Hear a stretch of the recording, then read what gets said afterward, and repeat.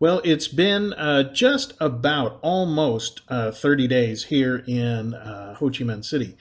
Now, in another video I will be doing after the 30 days have passed, I will be doing a detailed video on the comparison budgets between Philippines and Vietnam.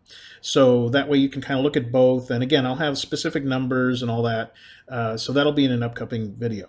What I wanted to do right now was share with you my roughly first 30 days impressions on just the experience of being here in Ho Chi Minh City, also known as Saigon.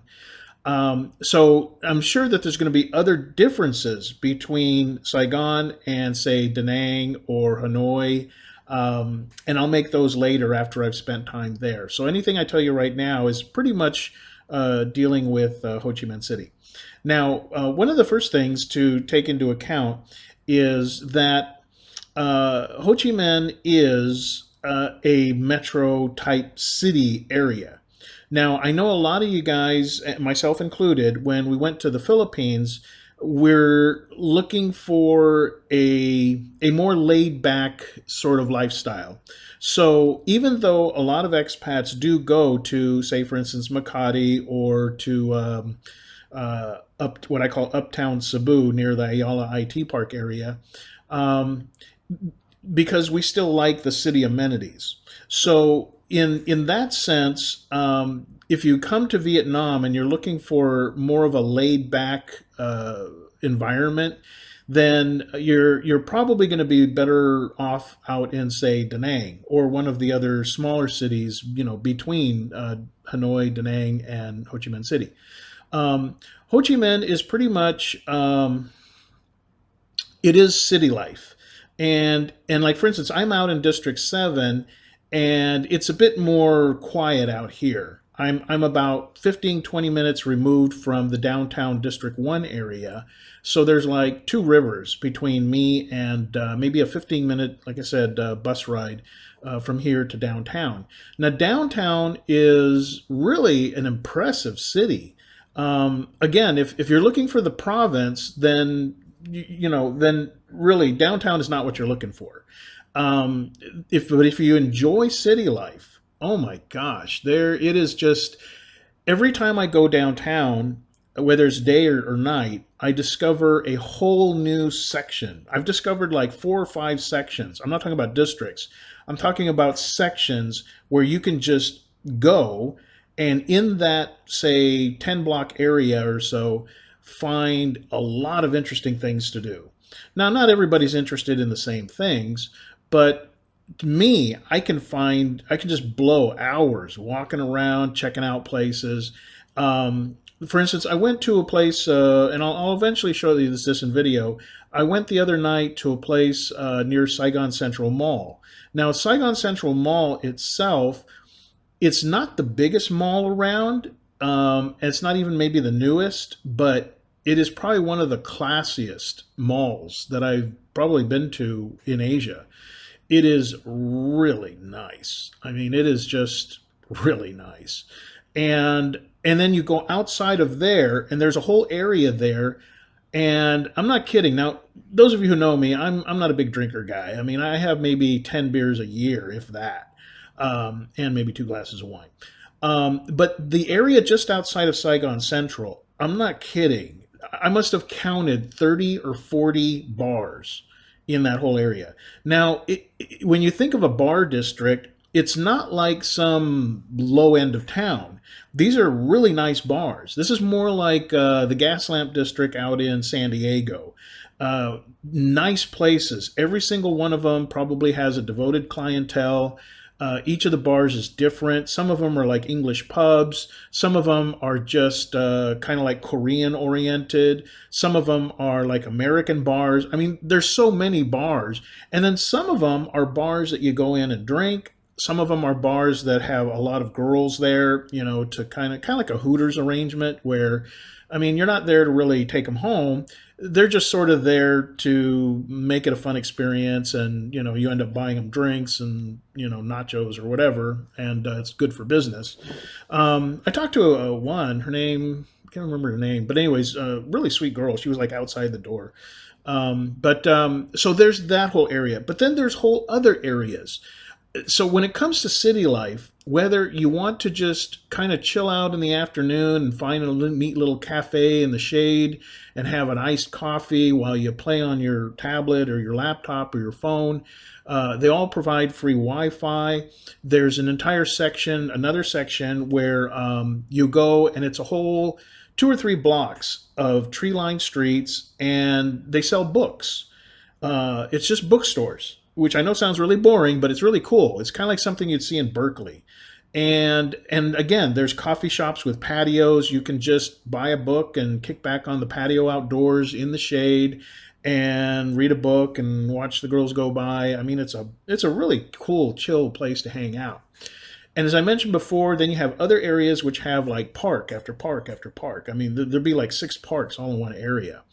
Then there's also other areas that have historical sites. I mean, there's just so much. So if you're a city person, and you ever said to yourself in Cebu or Makati, there's nothing to do, Saigon has so many cool things to do. I mean, it would take really a long time to see everything. And again, day or night, day or night. I mean, now I will say that so far what I've seen, most everything is kind of dwindling down by about 1 a.m. I'm sure there's probably some places that are open later, but for the most part, it's pretty much done at 1 a.m., 2 a.m. at the latest. But it's really nice places. So as far as city life, there and nightlife and things to do, that's one of the big things is that I've noticed between here and again uptown Cebu. Plenty to do here in Ho Chi Minh City. The other thing that has come up kind of in the comments, and I'll just go ahead and talk a bit about that now, is as far as a general observance that I've made, is the cost of living. Now it's funny. There's more to the differences in cost of living than just looking at the dollar amount. Because many people have commented and they said, oh my gosh, you're paying $350 a month for this apartment, and I can get a place for $120 in the Philippines, or I can get a place for $180 in the Philippines. Well, here's the thing. You have to compare not just dollar amounts. Because you could also say, well, geez, I got this place for $75 a month in the Philippines. But look at where you're living. You're living, usually, if you're spending less than $200 a month in rent in the Philippines, you're not in the center of town. You're not where you can just walk to a major mall or center.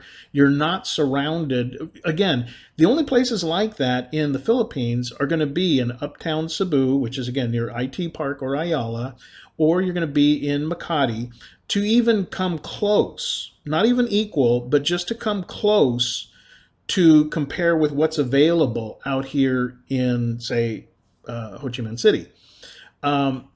Dollar for dollar, it is impossible to get a place that is close to Ayala or in Makati that is really in the center of town and is a nice place for $350. Now, what do we call a nice place? Here for $350, I've got a brand new studio apartment, which again, everything in here is brand new. All the appliances, everything. Included is 50 megabit per second internet. So right there, you're not going to get that in the Philippines for free, just those 2 items. Third, I've got, weekly, actually twice a week, maid service, who, in fact, they were just here today and they did everything. Every time the maid comes, she takes all the linen, puts new linen, washes all the dishes, sweeps and mops the floors, cleans the bathroom. Just leaves the place spotless. It's like I just moved in every time, twice a week. In fact, I'm thinking of asking them to just come once a week. There's really not much to clean twice a week. So if you were going to get regular maid service there in the Philippines, it's not going to be included in your $350. You're going to have to pay extra for that. And then walking distance to not only local good food, but local international restaurants, plus a busing system. I mean, when you start looking at the whole package of what you're getting dollar for dollar, you're not getting the same standard of living in the Philippines for $350 that you're getting in Vietnam. So it depends on your definition. If your main bottom line is spending less dollars, then yes, you can, for 350, you could probably rent out an entire house out in Dumaguete, but you're not going to be accessing the sort of lifestyle that I just mentioned in downtown Saigon. Um, and so if dollar amount is all that really matters, then yes, it's cheaper to live in the Philippines. But if you want to compare the standard of living that you get dollar for dollar, you're getting a much better deal here in Vietnam. And for $350, you're not way out in the boonies away from the main town. You're like right here where all the action is. So again, it's a matter of preference. It's not a matter of right or wrong or cheap or expensive. It's a matter of what do you want? Do you even want city life? Because if you don't want city life, if what you want is province life, then yeah, you're probably better off in the Philippines because there's plenty of province and it's definitely a lot cheaper out there than it is, again, near the main cities like Makati and uptown Cebu. So that's something to keep in mind when you're thinking about the cost of living. You should always compare it with the standard of living because the two are not the same. One other thing that I've noticed now that I've had about almost 30 days to look around is the whole issue of, and again, this kind of came up in the comments a lot, is people were saying, oh, the women don't seem so friendly. They don't seem so friendly. You know, they're looking in the background. And yeah, the women are like focused on their work and they're, you know, just focused on their work. They're not flirting. They're not making eye contact. They're not, you know, gushing forward, you know, the way maybe a lot of Filipinas do. But that doesn't mean they're unfriendly. Now that I've had a chance to talk to just a few, and I haven't even really gotten started, but just to talk to a few Vietnamese young ladies, they are very friendly. Once you break the ice and you establish some kind of communication, even if it's just very basic English, they're very sweet. They are just some of the sweetest women. They are so nice. Now, the reason that a lot of people may think, oh, they're not very friendly, is because when you go to the Philippines and you make eye contact with a Filipina who's working at a kiosk or something, and you smile, she'll smile back because there's this knowledge that you both speak English. And if there's going to be a conversation started, it's all okay. It's fine. So there's more of an openness there. Whereas you have to remember here in Vietnam, a lot of the girls working at, say, the grocery store, the kiosk, the promo girls, and all that kind of thing, they know they don't speak English. They know you don't speak Vietnamese. So they're going to shy away. They're going to kind of pull back. In fact, when you go in, say, to a little small place to eat or a restaurant or whatever, if there's one staff member, one waiter, waitress, whatever, who does know at least some English, all the other ones are going to pull back and they're going to push forward the one that does know English. And like, okay, these ones speak English, you go talk to them. So it's not a matter that they're not friendly. It's just, you know, any one of us would do the same thing.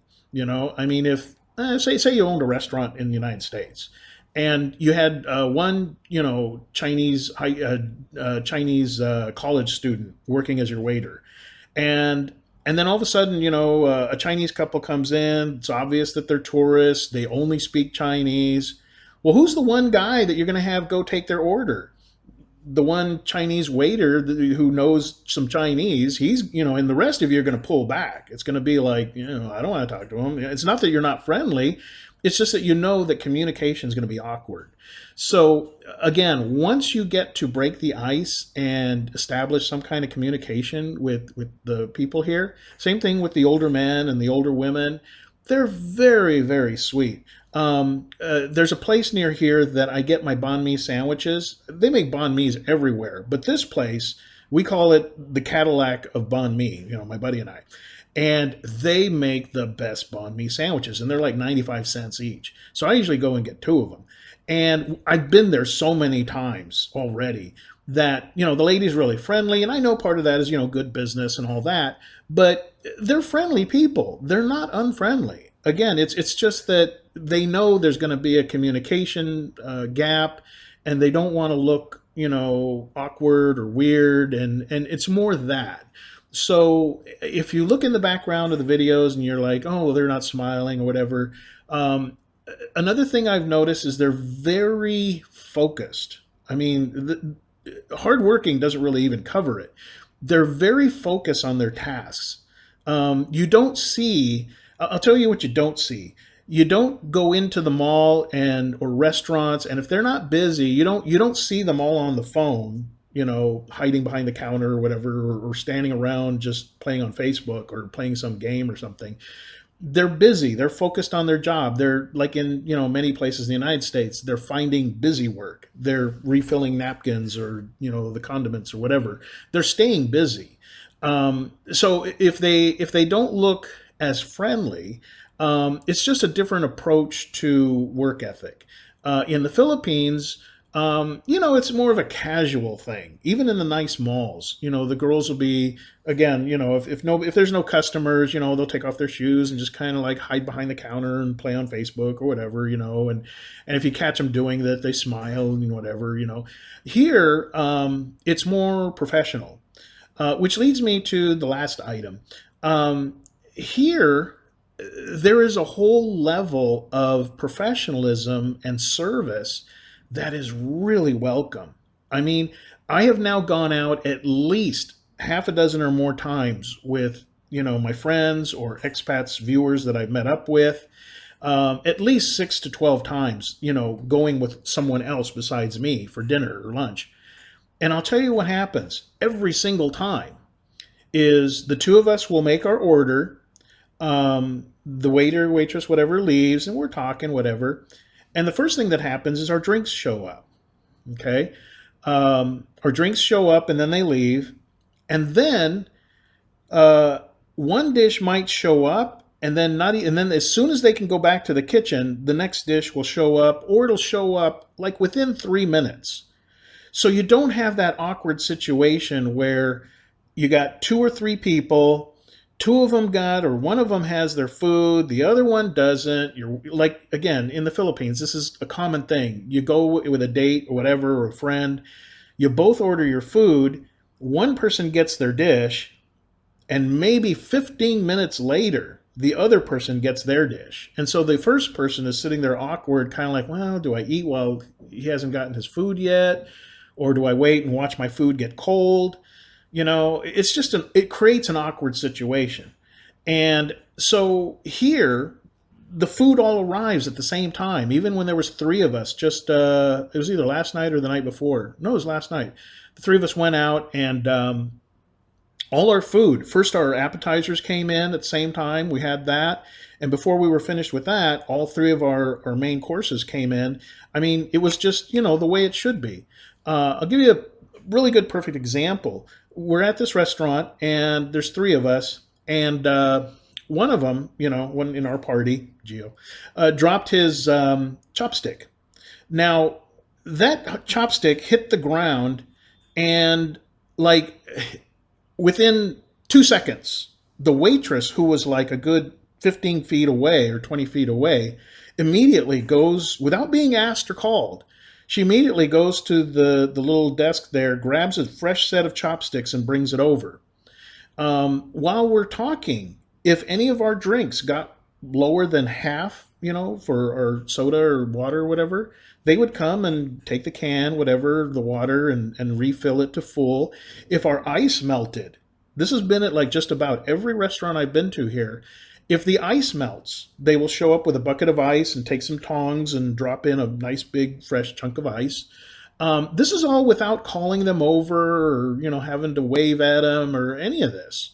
Just the whole level of service is really taken seriously here.